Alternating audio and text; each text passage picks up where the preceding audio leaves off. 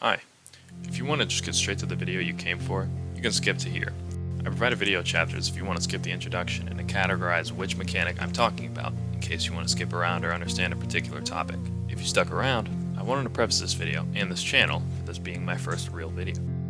Sorry to interrupt. Post-editing Devontalinium here. As I'm sure as you can audibly tell, I've made some upgrades to not only the software I'll be using, but my microphone as well. Since the video was pretty much done by the time I made the software switch and got a new mic, this video will remain pretty much untouched, but like I talk about near the end of the video and in a future one, I want this to be an ambitious channel that has visible growth, so my next video and future content I strive to improve my craft as it goes on and for people to notice it. So, back to the video. My attempt was to format this in a way that's engaging enough that you can actively learn without passing out, but also on the contrary, only interesting enough to the point where it could be background noise if you're trying to sleep. What can I say? I speak from experience. As for the content, this is going to be a multi-part series. I wanted to dip my toes in the water, see what I could make, and see if people would like it. But regardless, I want to make more. However, I do want to start off by saying that this is not going to be a For Honor channel. I play lots, and I mean lots of games. It's just For Honor turns out to be my most played game. My credentials are here, here, and here. I even got liked comments from my favorite For Honor YouTubers, and got into a match with Raptor X. This video was planned before the release of Labubu, but the information still stands. I thought I would make this video since this game does have some mechanical complexity and it becomes more enjoyable when you understand why things work the way they do, instead of screaming at a brick wall that you parried that. This game's mechanics, however, are not always, consistent. I would like to shout out and recommend the For Honor Info Hub for providing a lot of the information that I did not know, and what I did know, providing a more in-depth understanding of it. I see a lot of people reference the Info Hub, but there seems to be no video or series that really deep dives into the mechanics this game has to offer. The only channel I can really think of is Freeze, and I 100% recommend his channel, but I wanted to make a singular source of For Honor information, not only for convenience sake, but something entertaining as well, as I try to make something I and others would enjoy watching. Like I mentioned, the For Honor Info Hub is constantly referred to, but that's like group fight, guard breaks, guard breaks, a lot of reading and math. I tried to make this reach out and be interesting to people who have never played the game, new players, and longtime veterans who have been playing as long or longer than I have. So I bring you this video, a fun guide to understanding For Honor on a mechanical level. First, I think it's important we talk about the core combat. The core combat of a game is pretty simple. It's the fundamental mechanics the game has. Fighting games such as For Honor don't always stay the same. Its core combat has gone through many changes since its release, so oftentimes the game's release version of itself is usually inaccessible. But For Honor is a unique case. You see, For Honor has a campaign mode, a good one at that, but that's its own topic. What makes it important is all core combat and character updates that For Honor had since launch never came to the campaign. Of course, this only affects heroes in the campaign, so pre-rework Shinobi and Centurion are still lost to time. But certain moves that characters like Warden and Orochi have are very different in the story compared to how they are now. Except Warlord for some reason. Now, that's not really useful information, but I think it's important when talking about the game's mechanics. Now to actually get started. Before we get into the mechanics of attacks, defense, and other things, let's take a step back on the first thing we're presented with, the user interface, or UI. First things first, the health bar. Not all characters have the same amount of health. Here are all the characters with the minimum amount of health, 120, 125, 130, and finally the maximum, 140. Each full health bar segment represents 25 HP. Next is the stamina. Your stamina bar shows the current amount of stamina you have, with some characters also having differing max stamina. These are the characters with the minimum stamina being 120, 135, 140, 150, and the maximum 160. By default, stamina regeneration is 30 stamina per second. Several things can drain your stamina: throwing attacks, throwing bashes, guard breaking, throwing after guard break, getting thrown, rolling, feinting attacks, Shigoki, and Shinobi's second sprint, and very specific moves that drain stamina, being Centurion's light bashes after guard break, Gladiator's bash after parry, and Zhang Jun's grab after parry. Also, in a recent update, being in Virtuoso's posture drains stamina. While making this video, we got the Year 10 balance changes announced, giving all characters with an all-guard stance a reduced cost to activate it, but a 5 stamina per second drain that activates 1 second after entering the stance. Another mechanic is Stamina Pause. Although mostly removed with certain bashes and shield stances pausing stamina regeneration, there is still one character who has this, Shaolin. Upon pressing and holding down heavy or light, you are put into key stance, pausing your stamina regeneration as long as you stay in it.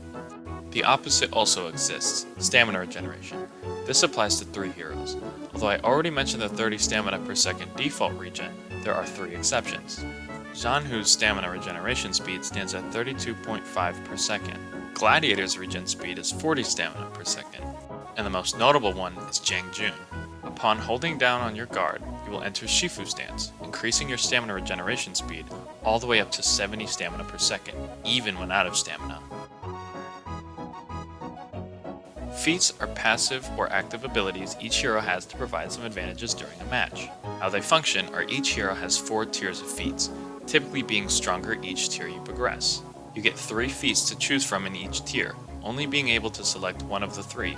Feats are only usable in 4v4 game modes.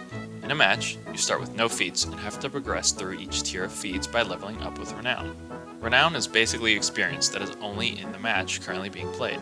There are several ways to earn Renown, and they are valued differently. It turns out that the classes, Vanguard, Heavy, Assassin, and Hybrid actually used to dictate what actions offered more Renown, but this was removed in an update in 2022.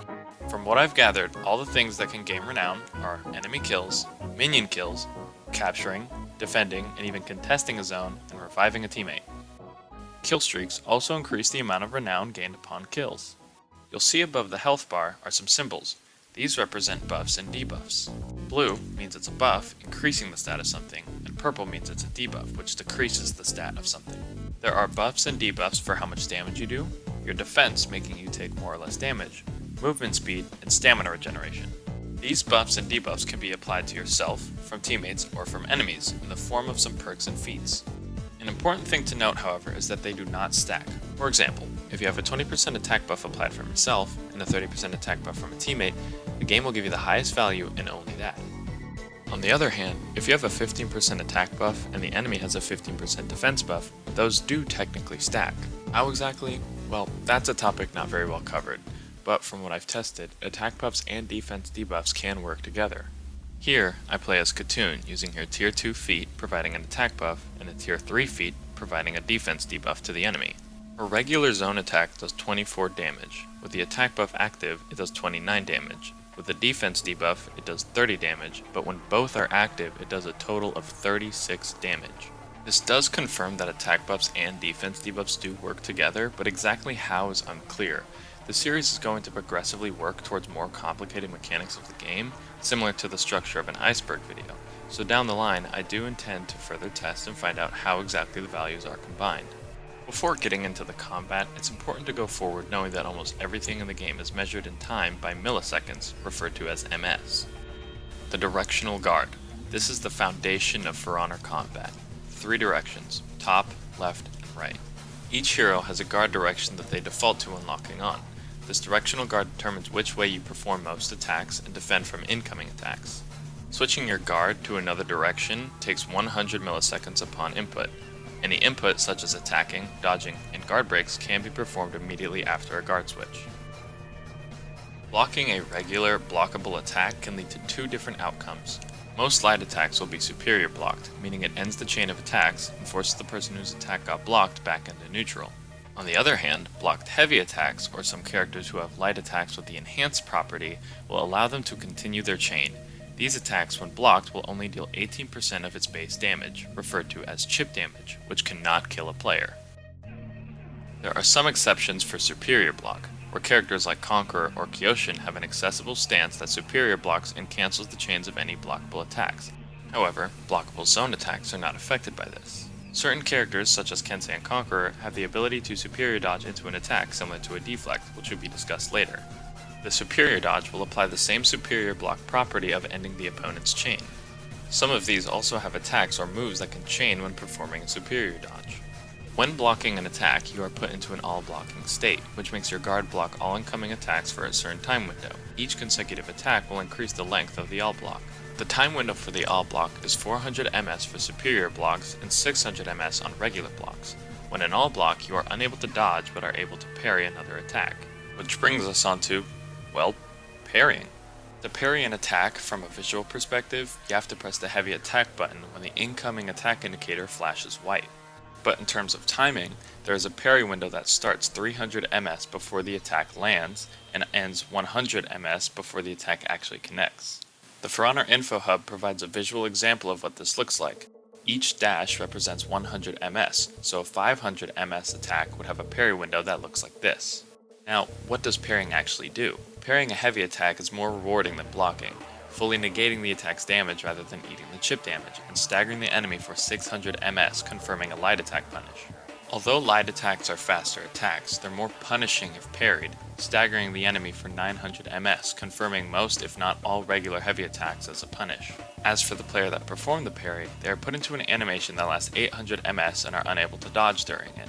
Similar to all block, parrying grants the player with an auto parry for all other incoming attacks that are within the 800 ms animation. Each attack parried extends the animation, prolonging the ability to auto parry. The auto parry animation, however, can be cancelled if the player who parried tries to use an attack as a punish after parrying. For example, if you are fighting two players, you parry the attack from one player, and the other throws an attack within the 800 ms parry animation window, you will automatically parry their attack without having to input anything. However, if you parry the first player and attempt to riposte, and the other player throws an attack that would have been caught in your parry window, you will not auto parry it and end up being hit by the attack. Light attacks are characterized by being fast attacks with low damage, but often are good for chain starters as they are easily accessible. Another core function of light attacks are interrupting an enemy's attack or chain. Heavy attacks, on the other hand, are slower but deal more damage, oftentimes being chain finishers but not always. The direction of heavy attacks actually matter, more or less depending on the character. The direction of heavy attacks either carry different properties or a different speed depending on the character and direction. This would be the time to refer to the info hub on the specifics, but if in the future there's demand for a deep dive into the mechanics of each character, then I would probably end up covering those as well. Bashes are moves that cannot be blocked or parried using the Directional Guard. These moves can only be dodged. The speed of these bashes are unique to the character.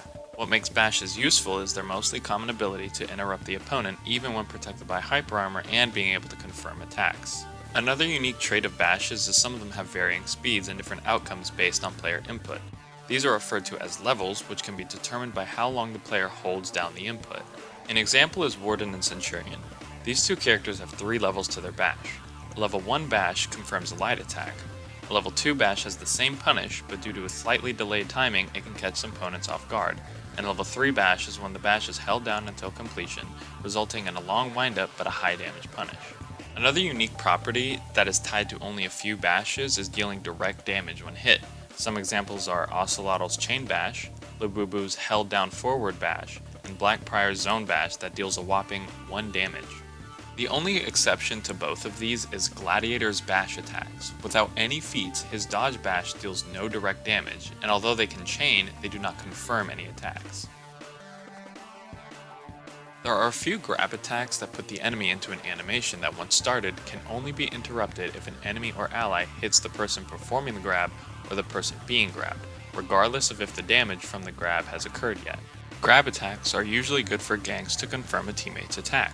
2 things both bashes and grabs are good for are interrupts and ledging. Bashes and grabs allow you to interrupt an opponent's attack, stunning them and allowing you to be on the offensive. Ledging is also another big use of bash and grab attacks, as most of them push or throw you in certain directions.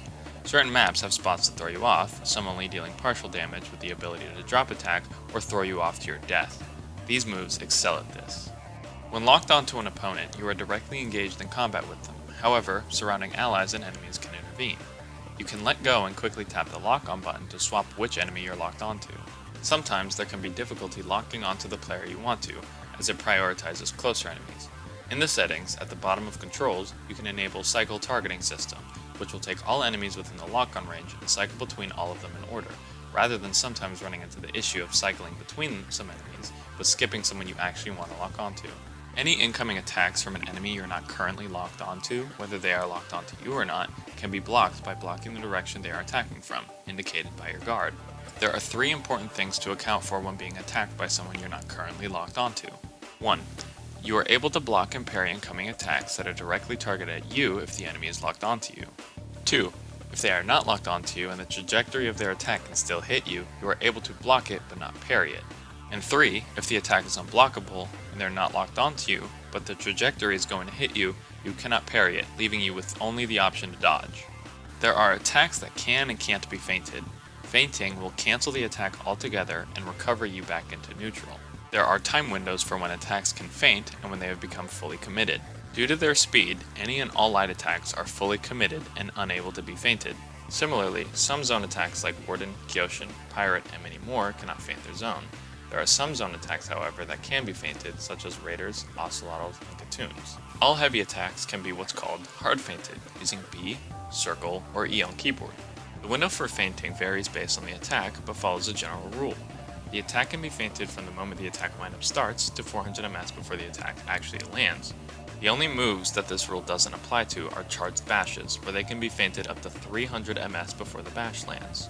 Going back to the parry time window example, let's compare the feint and parry window.